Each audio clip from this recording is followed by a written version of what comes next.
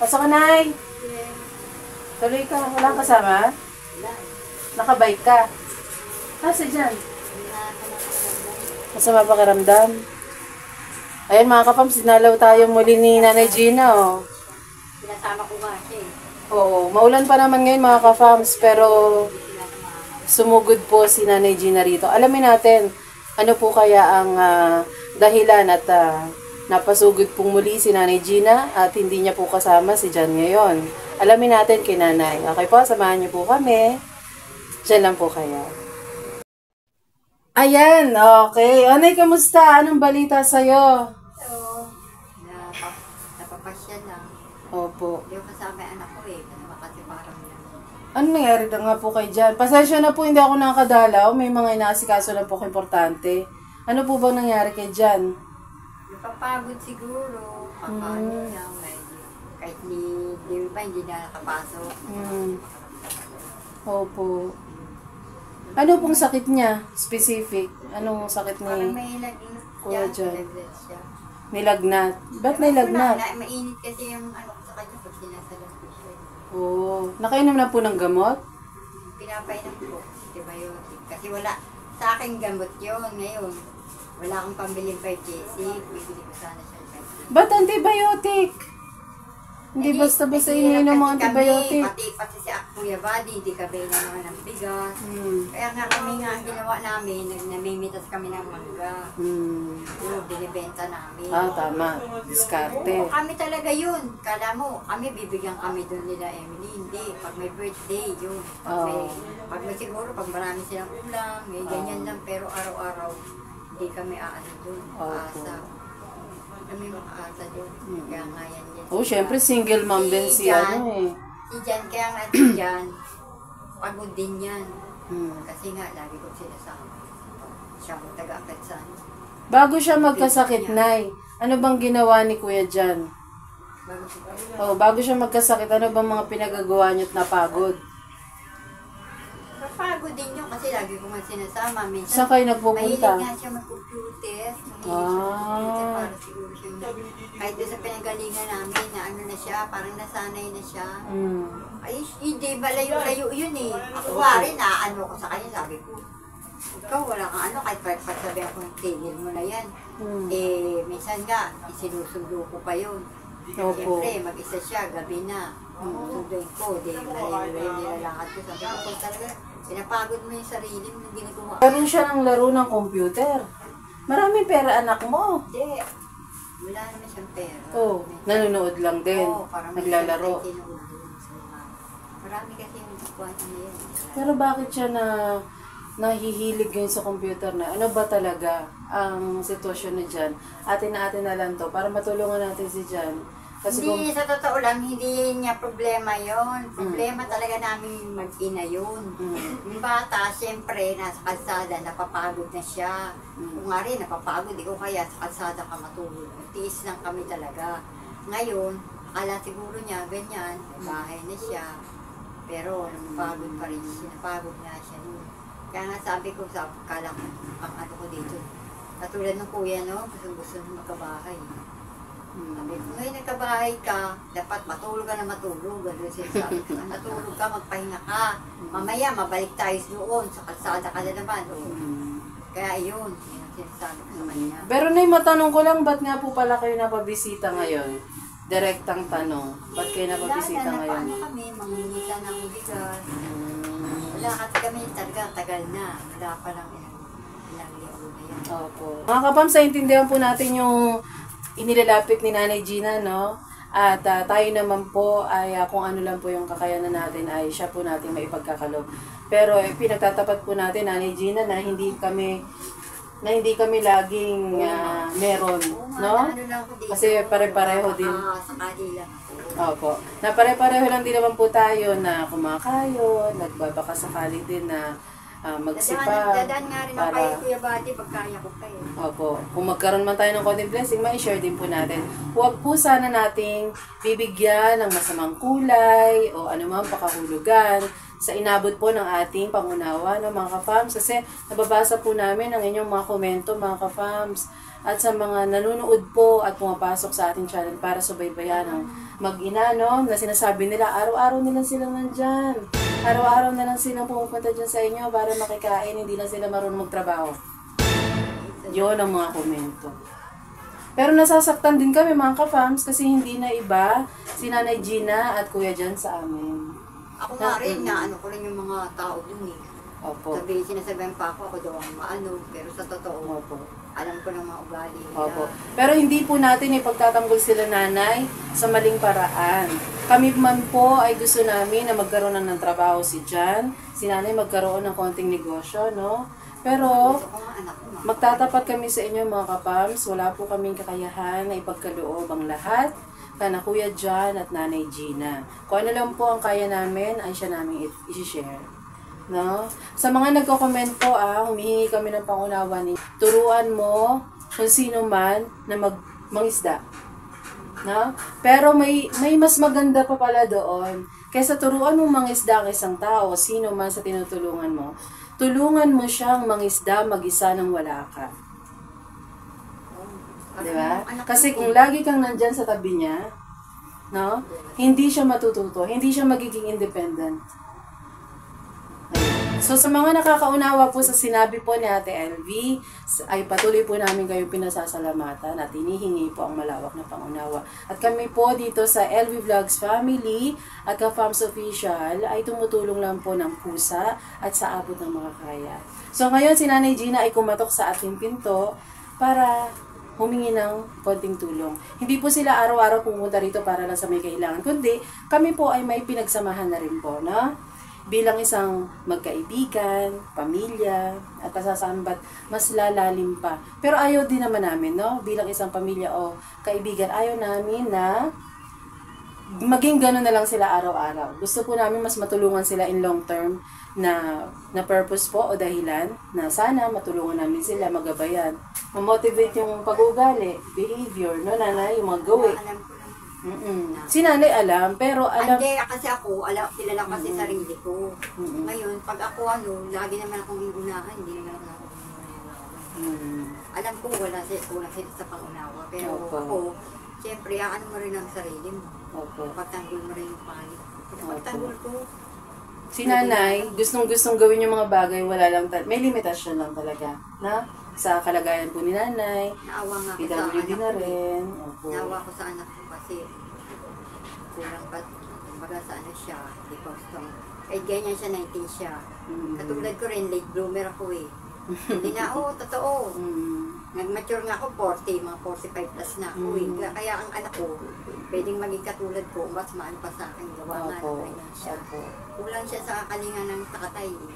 Kasi tatay niya, umatinigil na ito, ayaw ko magawin sa kanya yun. Kasi, wala, sa totoo lang, ako naman nagpalaki kay Jan eh. Sabi ko sa anak ko, ako nagpalaki sa'yo, wala, baby ka. Parang inana kita talaga nila yun. Ngayon naman, ewan ko kung bakit siya bumabalik dito. Dahil kung nagpaliwanag sa kanya. Siguro, makatatay siya. Opo. Kaya naglag ko siyang discourage kasi wala na naman kami dapat na. Ngayon nga, may sakit ang anak ko. Hindi ko rin naman siya maasahan kasi nung huling kita na.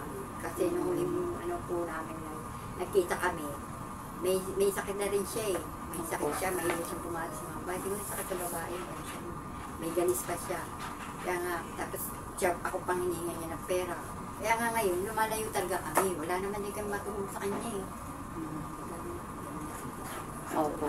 Kung saan po talaga kayo magiging... Sitwasyon namin, Opo. pamilya. Payapa, di ba? Yun Saan na lang kami yung pipiliin nyo. masahimik? Opo. Yun ang anin ko, lalo na sa anak ko. Tama, tama. Iisip ko yung pananaw ko. Pati ako rin. Kasi, sinasabihan pa niya sinigyan na ano. Kaya nga nagkaganyan ang anak ko, nakapagod doon. Sabi, pinapato. Magbubuti lang kasi yun eh, hindi mo naman makasahan. Pinapatulak niya pa si dyan ng kariton. Kaya ang anak ko, naapektuhan na. Kaya lalo ko siyang binalya kasi lalo ka pang mapapagod. Kailan yung pinakahuling nagtulak si Jan kamo ng kariton kasama ang kanyang tatay? Kailan po yan? Hindi, mga ilang ano na yun, baka ng isang taon pa yun. Okay. Pinapagtulak niya lang.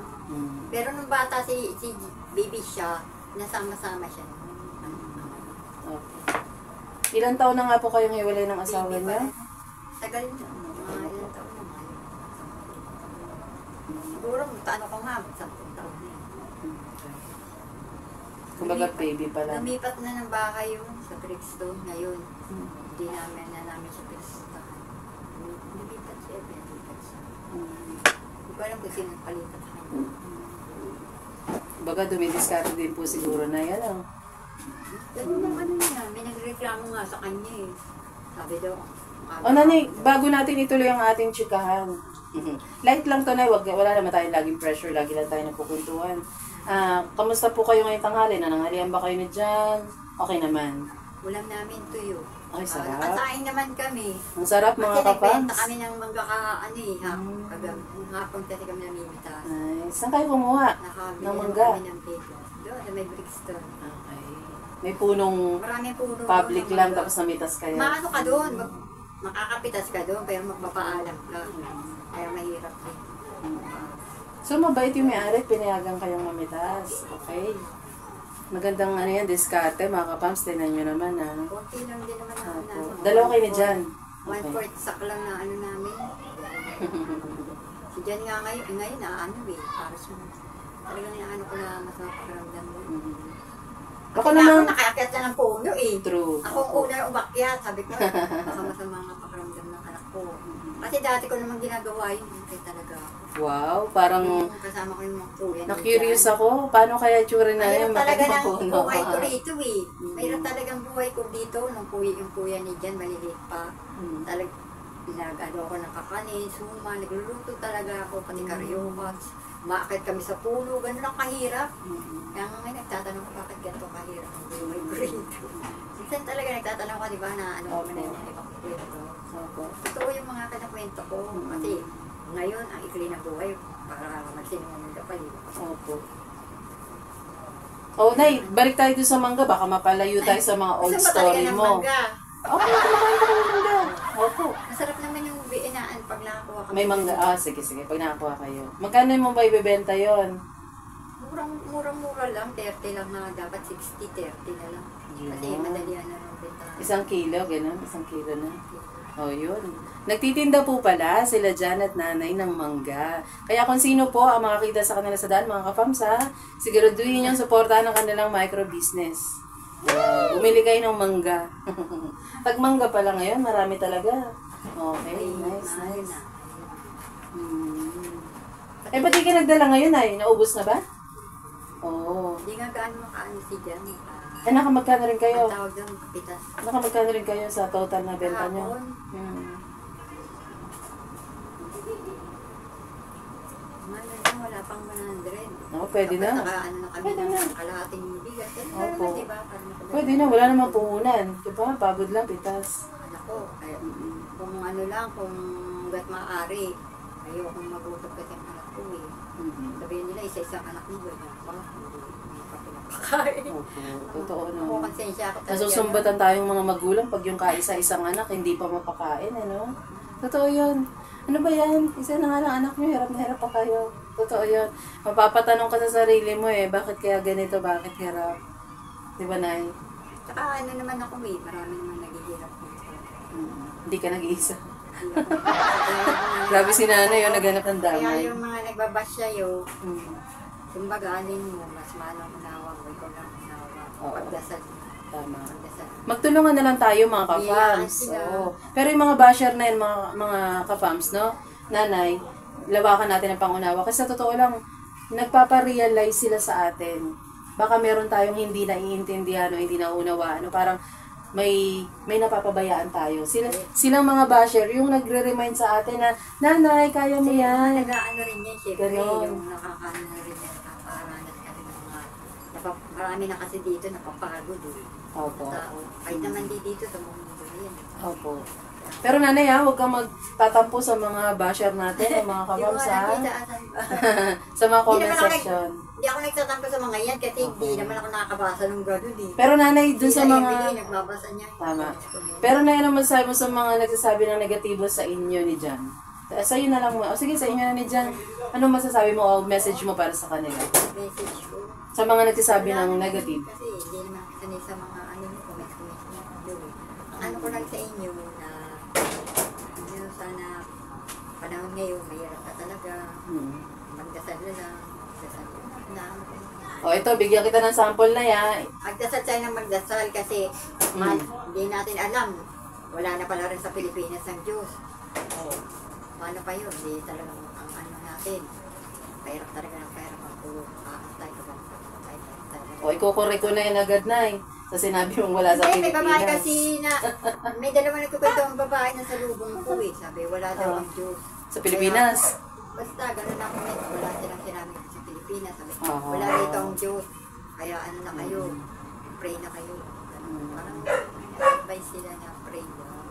Kaya nga ganun. Eh, pero dahil positibo si Nanay Gina, alam niyang may Diyos. Diba? Alam niyang may Diyos. Bakit? Naano ko kasi sa mga ugali. Kahit yung mga gera, yan, wala na pag-asa yung mga gera. Kahit naman dito yan, dito nangyayari yan eh. Mga kapams, Example lang yun. opo, sample lang ni Nanay yun, pero malalim na pag-uusapan tungkol sa reliyon at paniniwala ng bawat isa. So, ipapark na muna natin yan at hindi yan ang pag-uusapan natin. Kasi pag Okay, Nay? yan, matagal siguro. Oo, matagal yan, Nay. Oo. Balik tayo, Nay, sa inyo ni Jan. Ha? Sige. O, total naman, nagmamangga-mangga na kayo. Mga kapams, appreciate natin yung kanilang mga ginagawa. Ano po, una natin silang masyadong babatikusin. Pero kung ano man po, yung magandang idea nyo, i-comment down nyo po at mababasa po nila Nanay. Bibigyan ko po ng pagkakataon na basahin ito sa kanilang dalawa ni Jan. Kung sakaling bumalik man sila dito, pareho ni Kuya Jan at si Nanay Gina. Babasahin ko sa harapan nila at makikita nyo po ang kanilang magiging komento. Bibigyan kita na ng isang komento, ano nabasa ko. Ready ka na ba? Ready ka na? Pero bago yan, Nanay, titiplahan na muna kita ng kape. Okay ba yan? Okay. O, dito, magkakape ka. Gusto mo? O, sige mga kapans, babalikan po namin kayo magkakape lang si Nanay. Alright?